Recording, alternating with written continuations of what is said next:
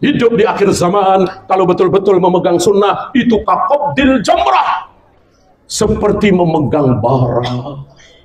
Panas tentunya. Dibilang ini, dibilang itu, aliran sesat, wahabi, segala macam, pasti panas. Kalau apa? Kalau berpegang kepada sunnah. Kalau nggak mau panas, lempar itu bara. Tentu sunnah terlempar. Silahkan pilih yang mana.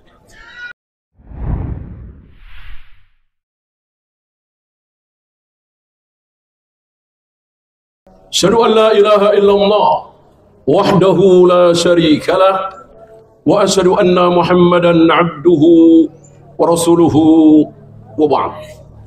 Fa inna khairal kalami kalamullah wa khairal hadi hadi Muhammadin sallallahu alaihi wa alihi wasallam wa syarral umuri muhdatsatuha fa inna kulla muhdatsatin bid'ah wa kulla bid'atin dhalalah wa kulla dhalalatin fin-nar. Ayuhal ikhwan, hari ini 10 Dzulhijjah, entah berapa ribu tahun yang lalu, terjadi sebuah perbuatan gila. Bayangkan seorang ayah tega menyembelih anaknya. Lebih gilanya anaknya mau. Lebih gilanya lagi ibu si anak, istri si ayah mau. Ini dilakukan karena apa? Karena taat kepada Allah Rabbul Alamin. Dari sini kita tahu bahwa taat kepada Allah tidak minta izin kepada akal. Pantas apa tidak? Sesuai dengan nurani apa tidak? Sesuai dengan logika apa tidak? Gak ada. Ayah menyembelih anak dari logika, akal, nurani, kesopanan, kepantasan, tidak ada satu. Tapi kenapa dilakukan oleh manusia terbaik di muka bumi hari itu?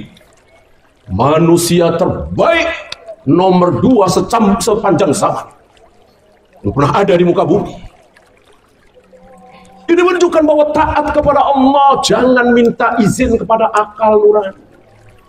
Apalagi akal orang-orang kafir. Hari ini kaum muslimin ketika taat kepada Allah dan Rasulnya, lihat Amerika, lihat Eropa, lihat negara-negara modern.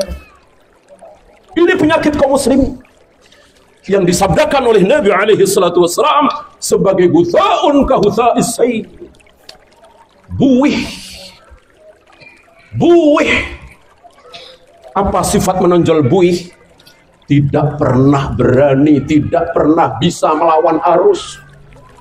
Ngikut terus arus kemana? Nggak mungkin arus ke barat, buih ke timur.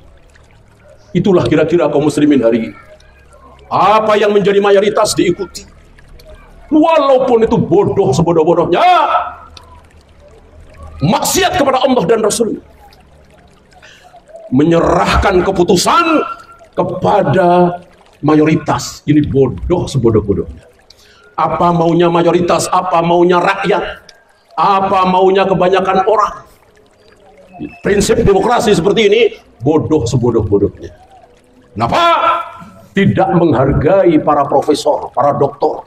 Ini ketika kita bicara tentang ilmu dunia dulu, ya, nggak peduli mau profesor, doktor, kan manusia itu yang pintar dengan yang biasa-biasa saja, banyakan mana? Banyakan yang biasa-biasa saja. Dengan yang bodoh, lebih banyak yang bodoh. Ini coret. Karena ini maunya rakyat, maunya mayoritas. Nggak ada itu profesor, doktor, ahli. Lihat, ini prinsip yang sangat bodoh dilakukan hampir mayoritas negeri-negeri Islam.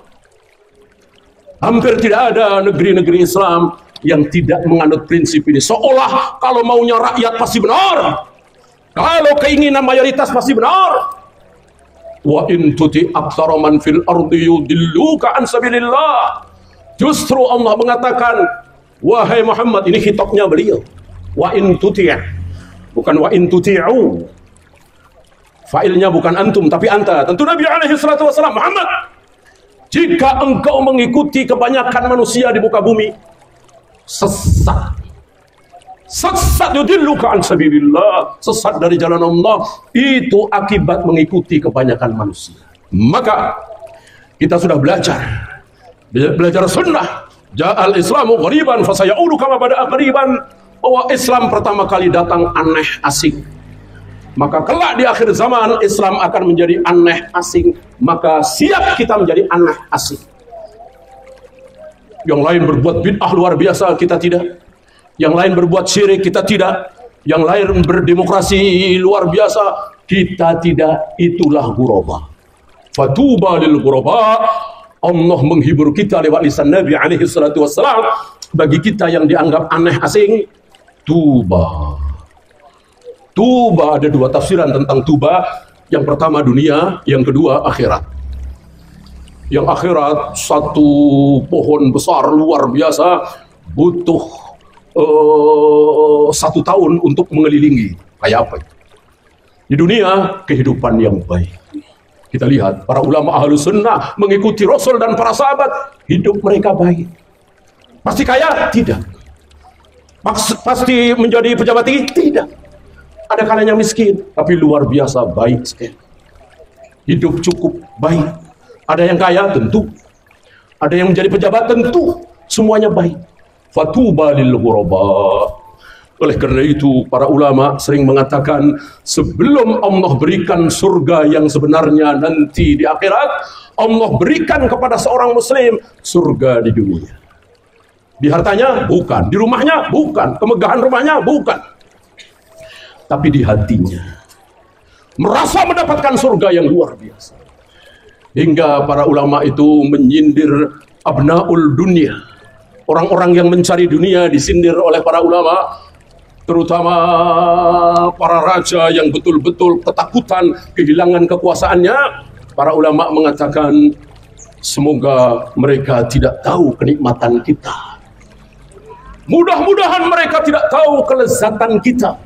Belajar ilmu qala Allah wa qala Rasul itu nikmat luar biasa. Kalau mereka tahu, jangan-jangan ini akan dirampas oleh mereka. Kan para raja yang dolim hobi merampas milik rakyat. Jangan sampai mereka tahu. Ini sindiran para ulama untuk memberikan tahu kepada manusia, sungguh nikmat luar biasa. Belajar ilmu nikmat luar biasa. Ishaq bin Ibrahim Ar-Rahawai, rata-rata murid beliau jadi ulama, salah satunya Bukhari. Keluar dari masjid habis isya, di salat isya, sampai halaman disamperin salah satu muridnya, bertanya tentang sesuatu, dijawab. Bertanya lagi, dijawab sambil berdiri. Datang lagi 2, datang lagi 3, datang lagi 4. Terus tanya jawab, tanya jawab, tanya jawab, tanya jawab sambil berdiri. Antum tahu berapa menit? Sampai waktu sahur, dari habis sisa. Kenapa mereka mau seperti itu sambil berdiri? Karena nikmatnya, karena lezatnya ilmu itu. Maka menjadi luar biasa. Syekh Albani mau mengambil kitab ketinggian, maka beliau nyari tangga yang tidak disandarkan gitu ya, untuk mengambil kitab itu. Nah, diambillah kitab itu, masih di tangga, pikir beliau ya paling sebentar. Itu dibaca terus sampai 2 jam lebih di tangga ini. Ini kesaksian dari Zuhair Al-Shawish, salah satu murid atau sahabat beliau yang banyak menerbitkan kitab-kitab beliau. Kenapa beliau bisa seperti itu? Nikmat, lezat. Alangkah bahagianya kalau antum diberi kelezatan oleh Allah dalam rangka mencari ilmu. Lezat nikmat.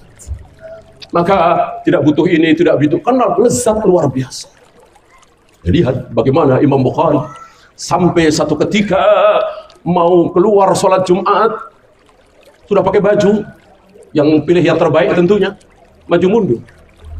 Maju mundur, berangkat jangan, keluar jangan. Kenapa? Karena pakaian terbaik yang dia miliki ternyata nggak pantas dilihat orang. Tambalan di sini, tambalan di situ. Padahal beliau cerdas luar biasa. Seandainya waktu beliau dipakai untuk berdagang misalnya, cari dunia misalnya, barangkali lebih kaya dari siapapun. Beliau tidak mencari dunia. Beliau belajar. Kenapa? Karena nikmat. Satu ketika beliau tidur, ada anak muda di situ menemani. Anak muda belakangan cerita, waktu itu aku pura-pura tidur, atau mungkin terbangun ya.